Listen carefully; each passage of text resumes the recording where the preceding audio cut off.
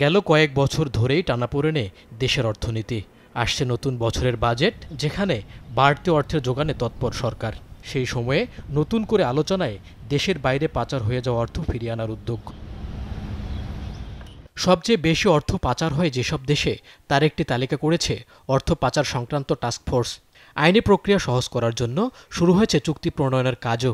দেশগুলোর মধ্যে রয়েছে কানাডা, যুক্তরাষ্ট্র, যুক্তরাজ্য, সিঙ্গাপুর, অস্ট্রেলিয়া, মালয়েশিয়া, সংযুক্ত আরব আমিরাত, সুইজারল্যান্ড, থাইল্যান্ড এবং হংকং ও চীন।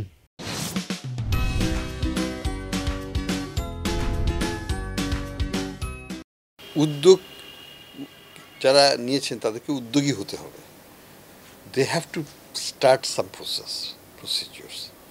দে have to identify a list of 20। ঠিক আছে, 20টা থেকে আমি 5টা বের করে নেব। যারা এই বড় অ্যামাউন্ট টাকা ট্রান্সফার করছে ওভার ইনভয়েসিং আন্ডার ইনভয়েসিং করে, এবং ওইটা প্রাইমারি ফ্যাক্টর যেটা বললাম যে পলিটিক্যাল এবং ইকোনমিক, তাহলে দুদিকে নজর দিতে হবে। বিদেশে পাচার হওয়া অর্থ ফিরিয়ে আনতে সমন্বিত উদ্যোগে কাজ করছে দুদক, এনবিআর, বিএফআইইউ ও সিআইডি। এসব প্রতিষ্ঠানের কর্মকর্তাদের কমিশন দিয়ে পাচার হওয়া অর্থ দেশে ফিরিয়ে আনার প্রক্রিয়া শুরু করেছে টাস্কফোর্স। কমিশনের হার টাস্কফোর্সের পরবর্তী বৈঠকে ঠিক হতে পারে। লং টার্মে হচ্ছে ক্যাপিটাল ফ্লাইট হতে থাকলে তখন ইকোনমির উপর ক্ষতি হয়ে যাবে। তখন মানে হচ্ছে বেসিক সিগন্যাল হচ্ছে যে ইকোনমিক ম্যানেজমেন্টের উপরে কিংবা পলিটিক্যাল সিস্টেমের উপরে লোকজনের আস্থা নাই।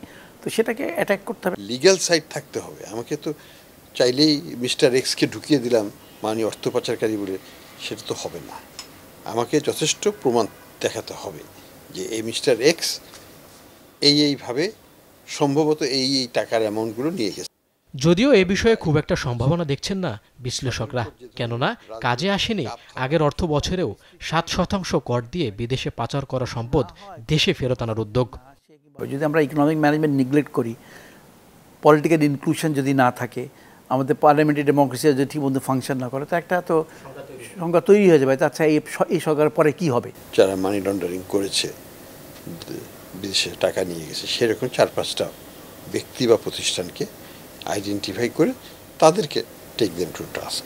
যদি আমরা সাকসেসফুলি 4-5টা দেখাতে পারি, আমরা তো একটাও দেখাতে পারিনি এখন পর্যন্ত, তাহলে কিন্তু এটা একটা সিরিয়াস ইম্প্যাক্ট হবে। ওয়াশিংটন ভিত্তিক গ্লোবাল ফাইন্যান্সিয়াল ইন্টিগ্রিটি জিএফআই বলছে, বাংলাদেশ থেকে প্রতি বছর গড়ে প্রায় ৭৪,০০০ কোটি টাকা পাচার হয়। মইনুল হাসান, চ্যানেল 24, ঢাকা।